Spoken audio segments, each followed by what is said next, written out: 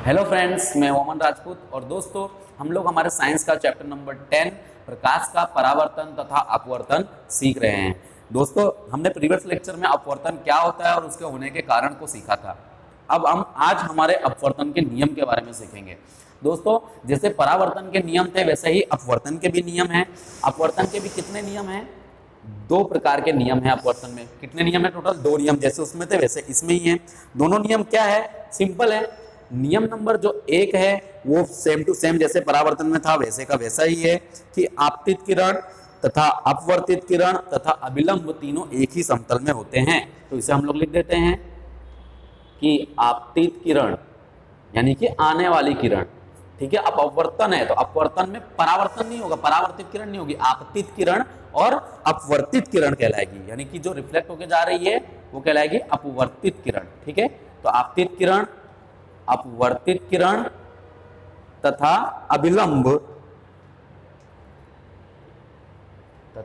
अभिलंब तीनों एक ही तल में होते हैं। तीनों एक ही तल में होते हैं। सिंपल, समझ में आ गया दोस्तों। नियम नंबर एक जैसा था वैसा का वैसा, सिर्फ परावर्तित किरण की जगह अपवर्तित, क्योंकि अपवर्तन है, ठीक है। दूसरा जो है वो बहुत ही इंपॉर्टेंट नियम है इसके अंदर जो कि आपको सीखना है, वो है कि मैं आपको पहले ये लिख देता हूँ फिर समझा देता हूँ। तो नियम ये है कि प्रकाश के किसी निश्चित रंग, प्रकाश के किसी निश्चित रंग तथा निश्चित माध्यमों के युग्म के लिए, निश्चित माध्यमों के युग्म के लिए आपतन कोण की ज्या, आपतन कोण की ज्या यानी कि आपतन कोण की क्या ज्या क्या है, मतलब है दोस्तों साइन। अब ये ज्या क्या होता है तो अभी मैं आपको एक्सप्लेन कर देता हूं कि साइन क्या होता है। पहले नियम पूरा हम लोग लिख लेते हैं। तथा अपवर्तन कोण की ज्या, क्योंकि अपवर्तन है तो अपवर्तन कोण बनेगा। अपवर्तन कोण की ज्या यानी कि इसका भी साइन का अनुपात स्थिर होता है। का अनुपात कैसा होता है? स्थिर होता है, ठीक है। पहले इसको समझते हैं हम लोग कि प्रकाश के किसी निश्चित रंग के लिए, कोई भी यानी प्रकाश का कोई भी निश्चित रंग हो अथवा तो कोई भी निश्चित माध्यम हो, उसके युग्म के लिए यानी कि उन दोनों के लिए आपतन कोण की जो ज्या है और अपवर्तन कोण की जो ज्या है यानी कि जो दोनों कोणों का अनुपात है वो कैसा होता है? स्थिर होता है। तो इसका मतलब क्या है कि देखो साइन आई मतलब कि आपतन कोण के लिए क्या लिखोगे? इंसिडेंट एंगल यानी कि आई, और अपवर्तन कोण के लिए क्या लिखोगे? Sign are. इन दोनों का मान कैसा होता है? स्थिर, यानी कि स्थिरांक होता है। यानी हम लोग स्थिरांक के रूप में क्या लेते हैं? एन लेते हैं। समझ में आ गया? तो साइन आई बट्टे में sine r is equal to स्थिरांक यानी कि एन। स्थिरांक के रूप में क्या लिया हुआ है हमने? एन को लिया हुआ है। ये जो पूरा सेकंड जो नियम है ये नियम कहलाता है स्नेल का नियम। किसका नियम कहलाता है?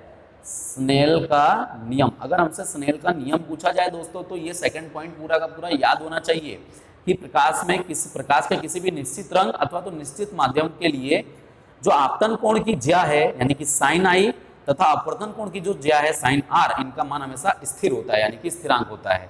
अब सब नियम तो आपको समझ में आ गया होगा, परंतु एक ही चीज नहीं क्लियर हुई होगी कि साइन क्या है।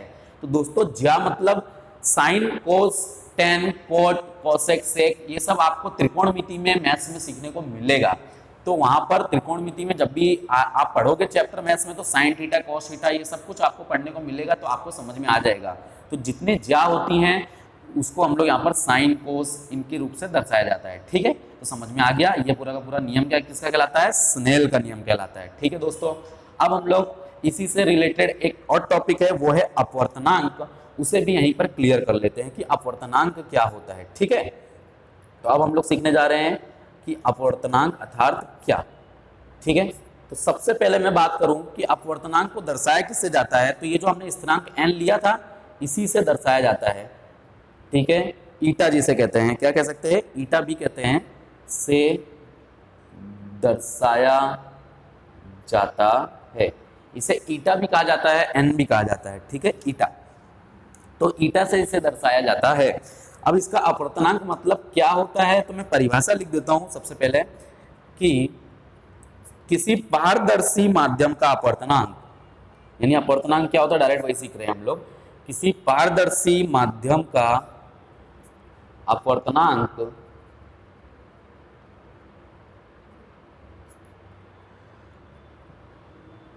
प्रकाश की निर्वात या वायु में चाल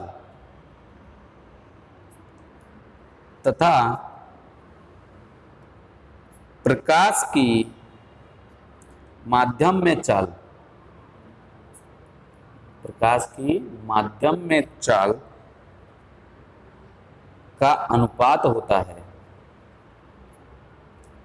का अनुपात होता है। बहुत ही सिंपल परिभाषा है दोस्तों, आसानी से समझ में आ जाएगी आपको, कोई भी इसमें कुछ नहीं ऐसा हार्ड नहीं है। देखो कोई भी पारदर्शी माध्यम का जो अपवर्तनांक होता है यानी कि एन या अथवा ईटा, वो प्रकाश की निर्वात का हो अथवा तो वायु का हो, एक ही शब्द है, ठीक है। यानी कि प्रकाश की वायु में चाल और प्रकाश की माध्यम में चाल के अनुपात के बराबर होता है। हो गया ना सिंपल। क्या है कि अपवर्तनांक यानी क्या, प्रकाश की वायु में चाल और प्रकाश की माध्यम में चाल का अनुपात कहलाता है अपवर्तनांक। एकदम सिंपल होगा कि नहीं हो गया। इसका मतलब कि ये फॉर्मूला क्या बनेगा, यानी अपवर्तनांक किसी भी माध्यम में यानी कि मीडियम में किसकी चाल, प्रकाश के माध्यम में चाल यानी कि सी, और सॉरी प्रकाश का वायु में चाल यानी कि सी और प्रकाश के माध्यम में चाल यानी कि वी के बराबर होता है। समझ में आ गया। तो ये फॉर्मूला यहाँ पर तैयार हो गया कि n is c by v, जहां पर c क्या है, वायु यानी वायु अथवा तो निर्वात में प्रकाश की चाल, ठीक है। तो वायु में जो प्रकाश की चाल होती है उसे c कहा जाता है, और v यानी कि माध्यम में प्रकाश की चाल, किसी भी माध्यम में जो प्रकाश की चाल है उसे v वेलोसिटी कहा जाता है। समझ में आ गया दोस्तों, एकदम सिंपल है। तो ये कहलाता है अपवर्तनांक, ठीक है। अब इसी से रिलेटेड टॉपिक है जिसे यहाँ पर हम लोग समझते हैं, बहुत ही सिंपल है, आपको समझ में आ जाएगा। देखिए टॉपिक क्या है कि यदि मान लो माध्यम अलग अलग हो सकते हैं कि नहीं हो सकते, ये तो प्रकाश की चाल और माध्यम में प्रकाश की चाल के लिए एक फॉर्मूला है। अब इसे समझते हैं। मान लो कि यदि पहला माध्यम, यदि जो पहला माध्यम है वो वायु ना होकर अन्य कोई है, वायु ना होकर यानी वायु नहीं है, ठीक है, अन्य कोई भी माध्यम है, जैसे कांच का माध्यम ले लो, पानी का माध्यम ले लो, तो वायु नहीं कहलाएगा, तो माध्यम चेंज हो गया। कांच का ले लिया, कांच के अंदर मान लो प्रकाश की किरण आ रही है अथवा तो पानी के अंदर आ रही है, तो माध्यम चेंज हो गया, वायु है नहीं, ठीक है। तब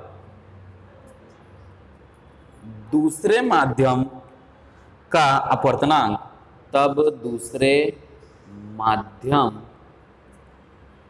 का अपवर्तनांक,